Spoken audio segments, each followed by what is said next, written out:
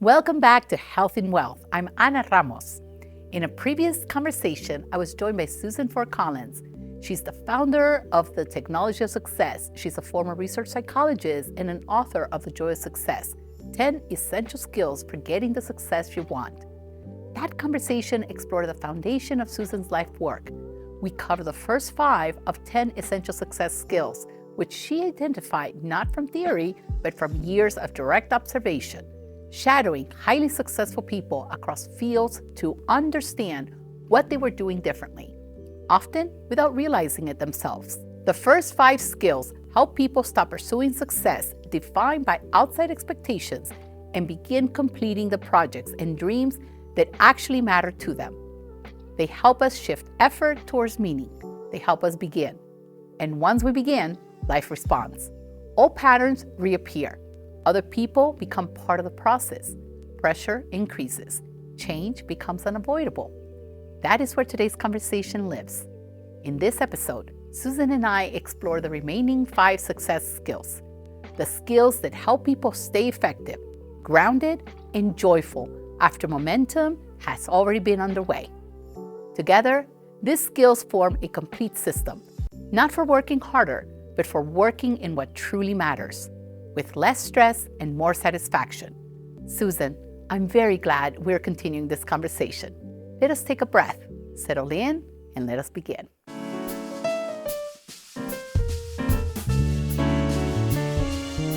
Susan Ford Collins, thank you so much for joining us again here in the Health and Wealth podcast. I am so excited for 2 reasons. A, I was able to find spot in your busy schedule to bring you back because, we just started chatting so much and we went through principles 1 through 5, through the skills as 1 through 5, but I think we cheated those who are listening to us of 6 through 10. So we got to do this. And this also being the very last episode for the season, I am so excited to end it in such a beautiful note because I think that the discussion that we're going to have here today is just sets us up for continued growth and continued success. So welcome. Thank you. My lunch today got canceled because she was sick, so it was a little divine intervention going on there. You see, there you go. It was all meant to be. I'm like the true joy of success. So Susan, we're going to pick right back up where we were, and we ended up on the first 5 skill sets that are needed for success. And this is through your own observation. It's not actual physical studies, but it's your own observation of successful people in this world. So let us go right into it because I know that we have 5 more to cover. So let's start with principle number 6. And I love this principle. And the reason I love this principle is because it goes hand in hand with how I believe life is meant to be. We're meant to evolve. We're meant to move forward. Companies should always stay innovative. So many times people are like, Anna, aren't you afraid of sharing the secrets? And we discussed this the last time. And they're like, your competition. And I'm like, oh, no, honey. By the time they catch up with me, I'm already 20 steps ahead. Exactly. So I keep innovating. And I think that that's a very important principle for us to talk about, which is principle number 6, which is update your past to include today's understanding. Right? And it's just so beautiful. So tell us. So important, because a lot of people just keep, like it was a movie, they keep replaying their past and the pain and how it went wrong. And they don't realize that they're actually programming their brain to repeat that. So it's important to go, what have I learned since then? What new understandings do I have? How did that bad situation actually help me? How did it nudge me in a better direction? Because I don't know about you, but I find that barriers tend to reorient me and redirect me, and that they're very useful. So, that makes it not so painful. And it's really important to just keep updating and learning and realizing. Yes. And tell us from your observation, when those successful people actually embrace that, right? You're kind of like rewriting your story as you're learning, as you're living life, you're rewriting. What shift do you see happen in their life, in the way they approach, all aspects, all pillars of life? What what effect did you see when they embraced that principle? Well, first they had to get very clear, and we talked about this last time about what their outcome was and become outcome oriented, and we'll talk more about that. But once they knew where they were headed, it was easy to say, okay, what's in my way? What am I afraid of? When did I fail at something I think is similar? And was it really similar? Or was it just an early learning experience? So I think once you understand that you have to really commit to your life work, to your dreams, then it's easy to say, okay, I got to get rid of everything that's in the way, get rid of the distractions.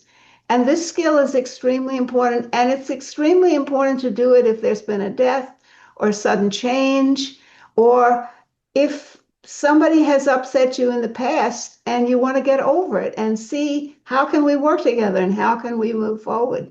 So the updating skill for my money is one of the most important of the skills and the most sensitive. You have to be sensitive to yourself and others to use this skill. Once you start doing it, whoa, the power level really shifts upward.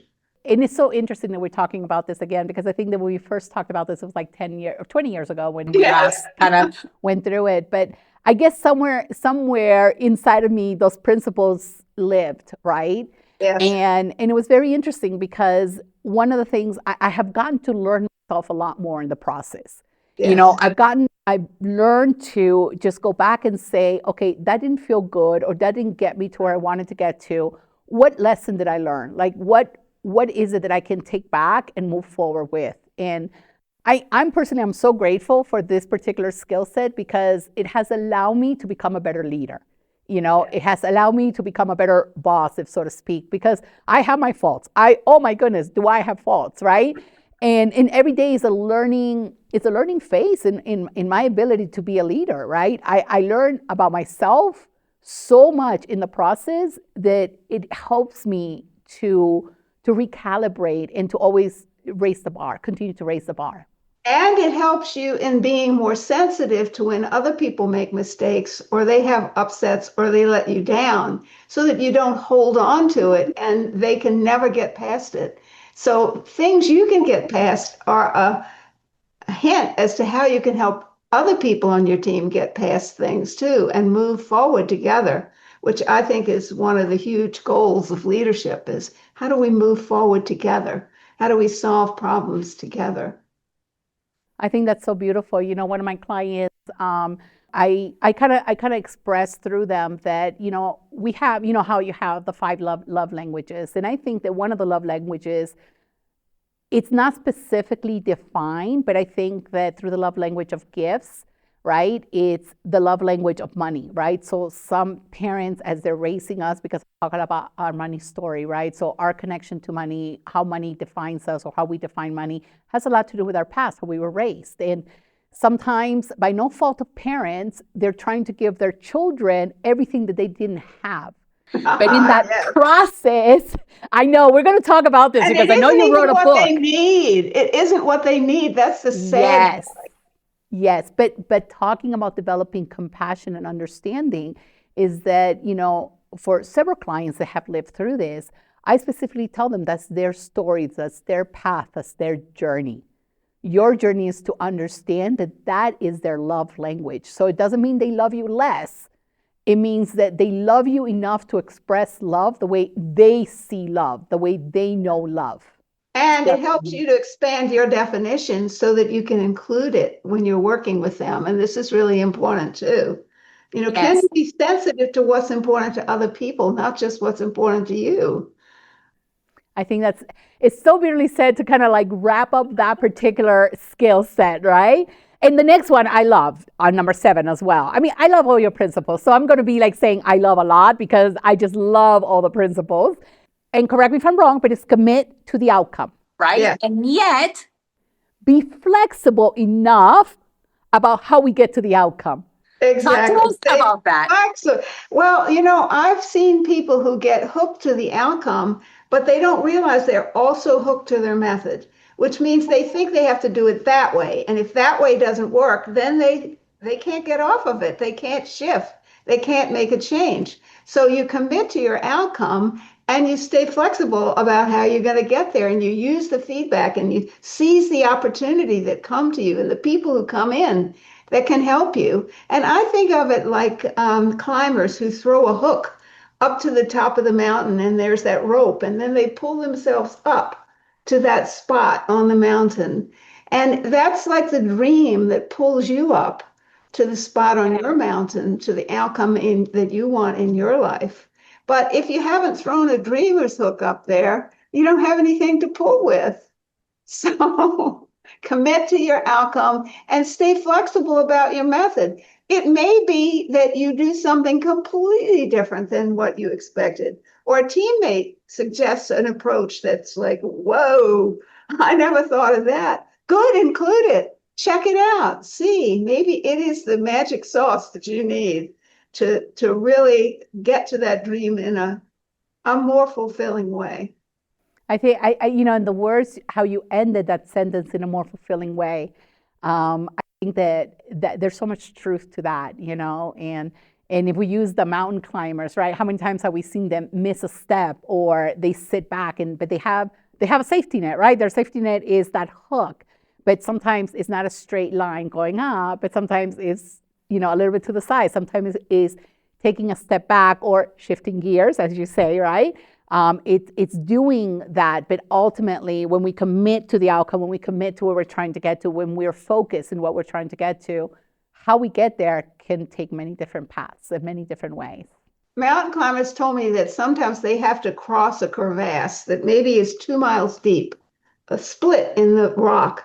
And they lay an aluminum ladder across the crevasse, and they have to walk with their crampons and all their gear across that. And I said, well, how do you do it?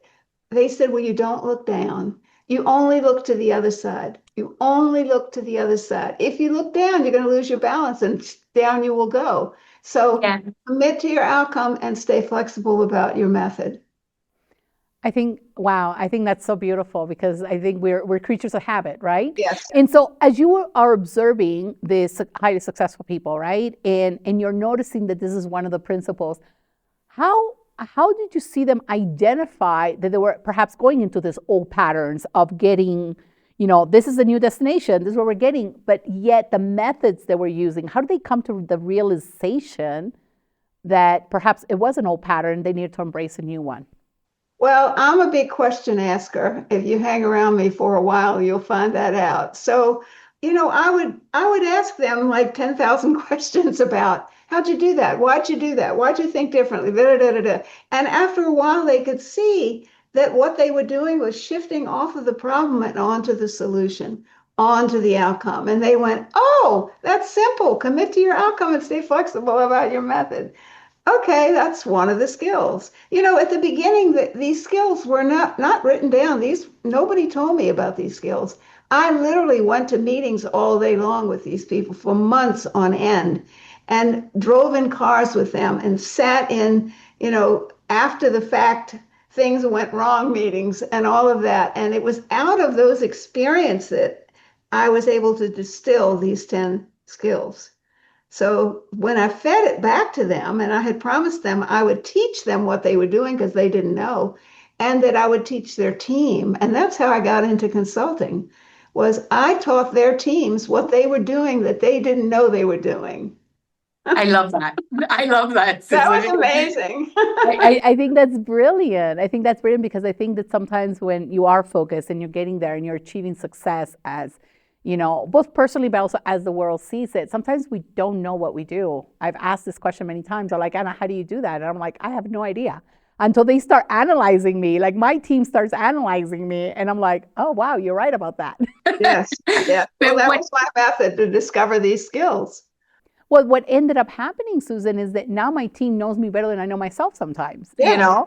Yes. And they know that if I'm going through a period of stress, or they know how I'm going to react. They even know how I'm going to react to certain things, which I find it so interesting, because they know me so well, and, as a leader, which that takes us over to the next, skill set number 8, which is show your dream and your team, right? I think that's how it goes. That's really important because sometimes people will protect their dream and not share it in detail with their team. Or they'll be so committed to their dream that they let go of people when things get tough.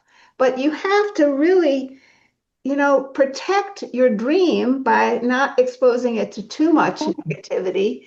You don't want to have too many people coming in and telling you you're wrong and you can't and you shouldn't and this won't work and all that. You want to put a cluster, as we talked last time, of co-dreamers around you, people who know you and know what you want and know how you want to do it and who support that. Um, so knowing that and not losing your dream, but staying in touch and moving along as a group of co-dreamers. And that group around you, as you well know, protects you from your own doubts or your own misconceptions. So this is the power and the beauty of leadership. It's not an alone job. We used to see the solitary leader, but no, the way that works best is to have a team approach and for everybody to know what's up. If you don't tell people your dream, they can't help you. I'm going to say Yes. that again because I know a lot of leaders who really don't share their dreams in detail. So you have to share your dream in detail for people to be able to align with you. I think that's so beautifully said, Susan, because as I stepped into doing business management in the entertainment industry, I was criticized that no, that's not the way we do it because you're supposed to have a talent manager and they tell everybody else what to do, the business side, the money side, everything. And when I stepped into it, since I didn't know any better, the industry, I said, no, this is a team approach. We're all at the same level. We're all supporting the artists, right? We're all here to help them achieve what they want to do. And when they come across things that could potentially produce danger, right, we let them know. And then we find a solution around it, right? And I can tell you how much I was criticized in doing this, and now that I see how well it has worked, I'm like, I am so committed to making this happen because I see it as an old way of looking at things. I see it as an ego thing, right? There's a lot of ego, and I kind of want to put those barriers down. And I love to hear the fact that you said that you travel as a team, you protect each other as a team. Well, So, and it's not about criticism. It's about making sure you understand their point of view and making sure they understand yours. So mhm. that it's really collaboration, it's communication, it's alignment, which is so powerful. It's not like you know and nobody else knows, or they're wrong, or their approach is wrong. It's Right. inclusive. It's inclusive. It's beautiful. I think that's so beautiful, by the way. And Susan, I have a question for you. Yes. When I'm full of questions, by the way, because I find you Ah, like me. I'm so awed by you and your experience and your level of observation and everything. How do you, as a leader, right, as you have a team with you, right? To me, my job is to help to continue to challenge them, right? To continue to allow them to. I mean, I want them to raise their own bar, but I'm here to also push them along the way. So Yes. I got to know when to push them. I got to know when to hug them, right? And I got to know when to tell them, hey, we got to take a different path, or have somebody else in the team do it. What is the best approach as a leader that you've seen successfully done, right? So as you're collaborating, as you're part of this big group, this big team, right? How do you help your people evolve, right? Because they're going to help you evolve if you're open to it, but how do you help them evolve? Well, it goes back to last time we talked about shifting success and leadership gears. And that's really the essential ingredient here at this place. It's like, are they brand new and they really don't understand the situation? In which case, what you need to do is to give them lots of information and supervision. Or are they effective at it and your job is to give them projects and deadlines and bonuses? Or are they creating something brand new and your job is to listen and support them? That's the key, is like shifting up and down when you get to that point. Very, very important. And I have had leaders tell me, oh, I lead the same way all the time. And I said, I don't think so. You need to be able to shift. up and down as you go. It's not about staying the same all the time. I think that's beautiful. And one of the things that I started doing with my team is because I began to realize that they all need different type of leadership. That's right. That's the point. And sometimes it's difficult for me until you really get to know somebody. Sometimes it's difficult for me to know how to be the best leader, right? And one of the things in corporate America growing up, they always said, oh, you got to teach your boss how to be your boss, right? How to be your leader. But the question is how, and what I'm thinking, here's what I'm thinking, and help me out on this one. I'm going to go back to my team and I'm going to say, how do you prefer me to best lead you?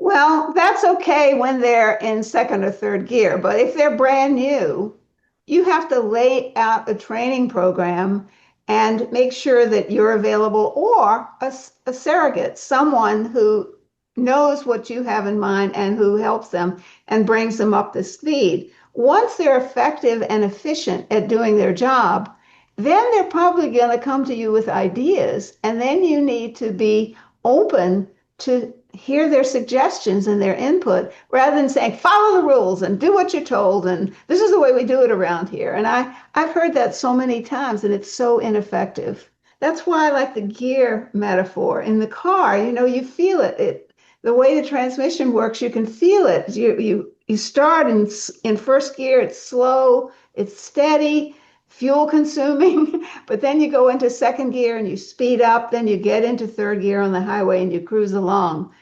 That's the look. And then when you stop, you've got to go back into first. So it's up and down and up and down and up. And so to say there's a best way would be for me to deceive you. There is not a best way, there's an appropriate way. Yes. Oh, that is so beautiful, Susan. And I keep saying, I'm like, I got to bring you back. And I'm really looking forward because if there's one thing I remember the most from our time together, it's a shifting gear. Yes, I know. You've said that many times, and I'm so glad because it is vitally important. Vitally You important. have helped me so much in life. In the 20 years we haven't seen each other, I know, I it's still amazing. remember. I still remember that part. I remember the shifting gears, and life is about that, right? Yes, Life is never linear. Life is going to have, like you said, it's ups, it's down, it's speed, it's slow down, and our ability to be present to that. I think it's one of the most beautiful skill sets that we can have as well. So yes, you're just full of advice today. I love this. I am. So So let's we're talk a up little to bit. I'm sorry. we're up to skill 10. I think we're in skill 9. Oh, okay. Don't You're skip right. on You're me. right. Don't No, skip on me I'm on a very not. good one. You No. know? Oh, this is Yeah. a So, very good one. Okay, but this is also kind of the progression of the answer to the question before. okay. How do you help them? How do you know how to help them? Well, one of the things you do is to ask them switching questions. What do I mean? Well, if they come to you and say, "Well, we can't do this," and then you could say, "Well, how do you think you could do it?" Or what do you need to do it? Or what's in the way and how could you change that? Switching questions allow you to change the frame of reference from you're standing in front of an immovable object and you can't move forward to there's a way, maybe it wasn't the expected way, but there's a way ahead. And you have to be able to ask them questions.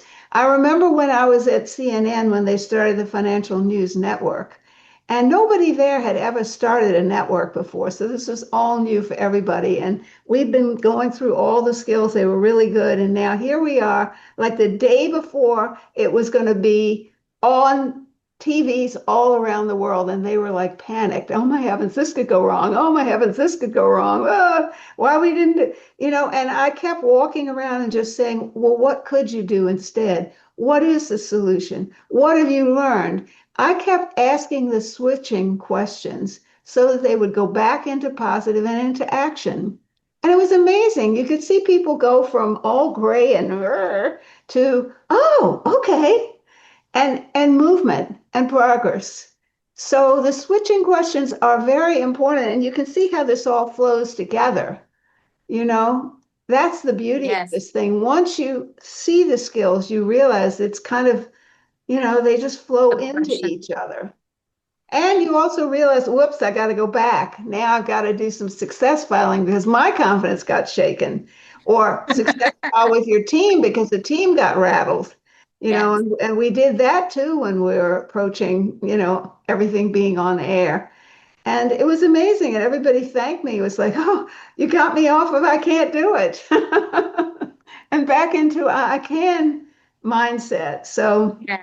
And that mindset is so integral for us to be able to continue to move forward. I had another guest that we talked about mind over matter, and she's an athlete and she's had setbacks, in just in career and life and everything. And her mindset is what has kept her moving. And I think that that is such an important aspect. I'm not even, maybe it is a skill, right? That we work through time and time again, yes. which has a lot to do with our reframing, which is Going Have back to I ever university. done muscle testing with you? Have you seen me do that? I haven't seen you do that. How does that go? No. Oh, well, we Or is can't that a really. live person thing?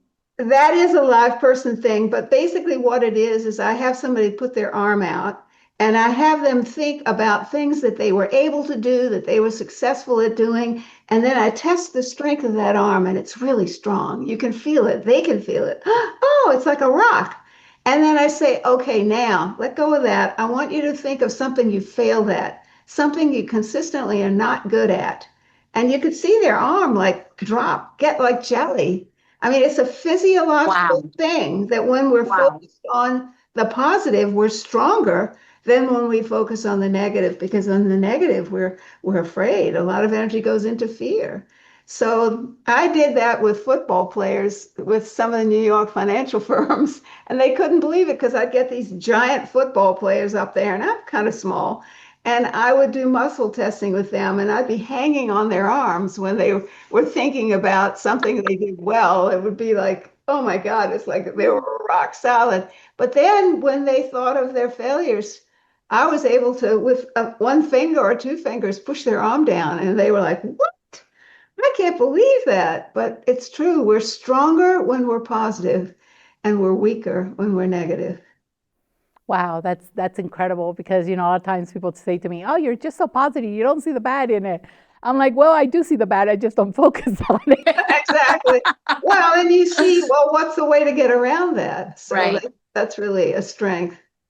Okay, so bring it home, Susan. Number 10. Everybody's been counting. You wanted to jump on 10 before we finish 9 completely. So Well, what because is 10? I keep thinking about health and wealth and health and wealth. And this is about maintaining your balance as a person, as a leader, using all these skills to strengthen yourself, noticing when you're off, noticing when the team is off, noticing when your team needs something different from you. And it's also about rebalancing the world.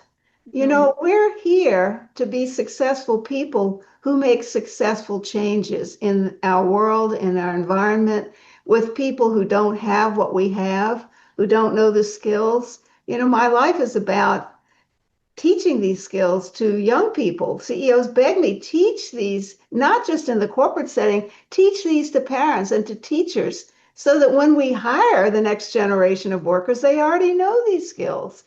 And, Yes. you won't have to come in, but you won't care. You'll be doing something else.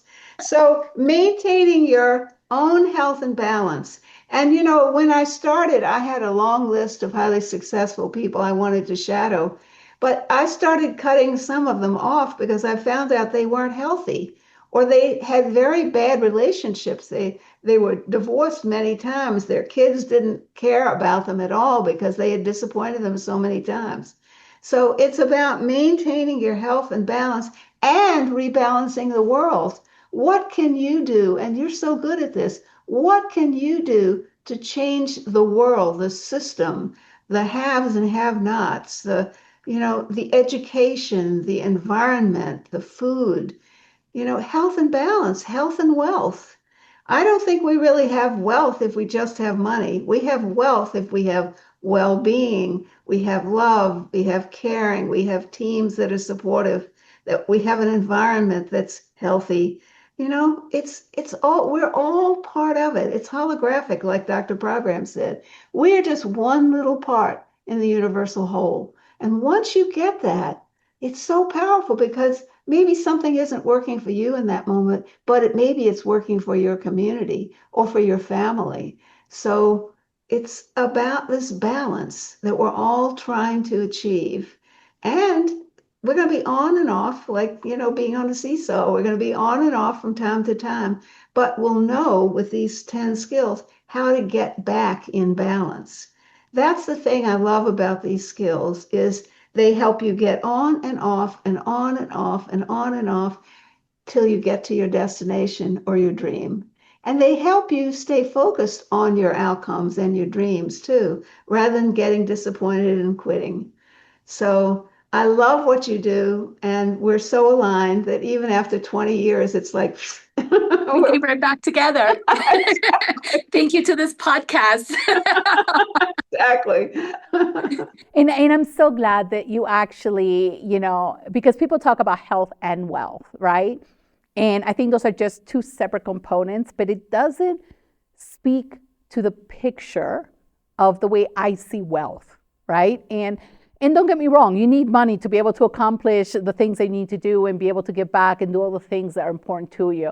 But how we maintain that view, the role that wealth plays in our lives, right? And when I say it plays in our lives, not just it plays on a day-to-day, but how it helps us to stay on track with our purpose, how to identify our purpose, how to stay on track with it. And because, everybody has different purposes here. And, I take a look at my little brother, 2 heart transplants and a kidney transplant. And in theory, on paper, on every type of medical system, he really shouldn't be alive. And one of the things I keep saying is his purpose is not done. His purpose is not done. And this is why he's going to stay here as long as his purpose is not done. Yes. And I think that to me, that's what health and wealth is, right? It's about the role that money plays in our lives. And when I say when money plays in our lives, it's more about how we create that beautiful balance, that beautiful harmony, because I talk a lot about harmony, right? Because life is going to flow, Susan. Life is going to have its ups and downs and everything. But as long as it doesn't derail us from what our true purpose is. When I look at your 10 essential skills, and I think they're so beautiful and so brilliantly derived, how do we know as human beings? Let's say I understand them, I study them, I apply them, but how do I know which one to go back to? Like, okay, I'm at number 10, but then something happens, right? How do I know what gear to fall back into or what skill to revisit? How do I know that? Well, I think of it as being like a toolbox. And when a carpenter or a plumber or electrician goes in their toolbox, the tools are not numbered. It's not 1 to 10. It's, oh, which one do I need now? And I think once you learn these skills, you'll know, is my self-confidence low? Oh, good. I need skill 1 to success file. Am I feel like I'm pushing so hard that I'm getting exhausted? Well, maybe you want to look at which success gear you're in. Are you overusing one gear or another? Probably second gear in today's world. Or are you so worn out and spent that you don't have dreams anymore? You, I guess, achieved some of them, but you've forgotten to keep dreaming. And, hologramming is very important to know that we have to keep dreaming and changing our dreams. And then a lot of times people revert to our childhood attitudes of, I've got to learn to do it all by myself. That was driven into our brains when we were little. And that was that thing. Leave me alone. I want to do it all by myself. Well, that's great when you're a kid. But when you're a leader and when you're an adult, you don't want to do it all by yourself. You want to do it with people and you want to share it and you want to see them thrive as well and for their families to be in better positions. So it's about looking, have we forgotten our outcome? Are we stuck in a method? All of these skills just keep moving us up to the balance, to the health and the balance. And wealth is wonderful. It's the overflow of what I have that I can give to other people. I don't need it myself. I have it. I want to see where I can place it, who I can give it to, who can I help, what institution, what place in the world, what is it? What calls to me as a human being, as a human leader, to do something for other people? And you're a master at that. I'm thrilled with the work that you're doing. It's great. Thank you. Thank you. When I first started when I first kind of left, ended up leaving corporate America and founding this. And, it was interesting because I went to a client's wedding up in Vail, Colorado. And we were there. It was a weekend wedding, destination wedding, way back then, 20 years ago. That they weren't that popular, but that's where we were. And I saw this little bracelet. I went through one of the stores and I saw this little bracelet and it said, "Be the change you wish to see in this world, Gandhi." And it just called to me, but I didn't know why.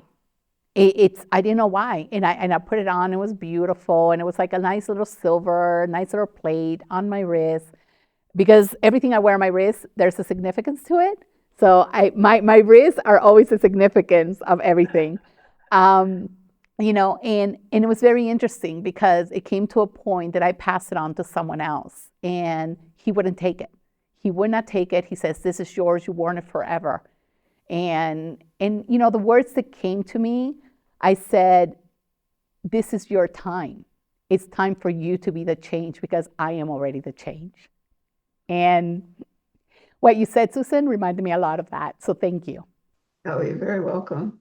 Thank you. And thank you for being part of this, our founding members for the episodes, right? For the podcast. But more importantly, I think this is such a beautiful way to wrap, the 29th episode in this season, right? It's ironically 29, it's a very spiritual number, which I didn't know until I said, I felt we needed to do 29 for season 1. And, season 1 is kind of like your 1 through 5, right? The foundation, the basics. And it doesn't mean that every single conversation is going to speak to one person or to the same person. Maybe it's different ones. And I think the same is true with your principles of success, right? That, like you said, as we learn them, we call upon them. It's our little toolbox. So season 1 is about that. Thank you for honoring us with your presence, not once, but twice, and really educating us and paying it forward, Susan. You've done a lifetime of achievement and a lifetime of reaching new levels, new heights, seeing the world from a very different perspective. And I'm honored. Our paths crossed 20 years ago. They recross again now. And as soon as I get back to Miami, we're so totally seeing each other. Yes. Remember, if you want to know more about these skills so that you can refine them for yourself, I've written a lot of books, the Technology of Success book series, but start with the Joy of Success because that's the one that breaks everything down one by one by one. So I'm not leaving you alone with these skills. I've given you materials to be able to reinforce it. And once you start using them, it's like such a joy and you want to know more and do more and do more. Yes. Well, I haven't said it yet, but I do hope I can bring you back and do a little bonus round and talking about each of your books, because I think that you have so much wisdom and so much knowledge and you're human in the process. And that I truly appreciate it. So thank you, Susan. Anytime. You're amazing. I love you so much. Thank you. I love you too. Bye-bye. Bye. As I reflect back on this conversation, what stays with me most is not just the content of Susan's work, but the way it asks us to be with success differently. Across these final 5 success skills, there is a quiet invitation running underneath them all. An invitation to stop pushing, to stop over-efforting, to stop assuming that success requires more from us, rather than better choices within us. Listening back, I am struck by how much simplicity lives inside this framework. Not simplicity as in ease or quick answers, but simplicity as in clarity. Knowing what matters, recognizing when the past is shaping the present, staying committed without becoming rigid, asking better questions, returning to balance instead of expecting it to stay put. What becomes clear is that success, when approached this way, is not something that belongs only to the hard work we put in or the leadership we give or the ambition. It is something that touches relationships, families, creativity, and the way we move through everyday life. These skills do not ask us to become different people. They ask us to become more present ones. This conversation also closes out our first season of Health and Wealth. And that feels fitting because this season was never about collecting techniques or reaching conclusions. It was about slowing down enough to notice how success, health, and wealth are actually built over time. They're built through attention, through choice, and through the willingness to shift when something is no longer serving us. As you move forward from here, I invite you to listen back inwardly. Notice which of the skills may already be supporting you, but also notice which one might be asking to come online now. And trust that success does not need to be chased. It can be practiced, one decision at a time, one moment at a time. Thank you for listening. Thank you for being here. And until we meet again, I wish you health and wealth.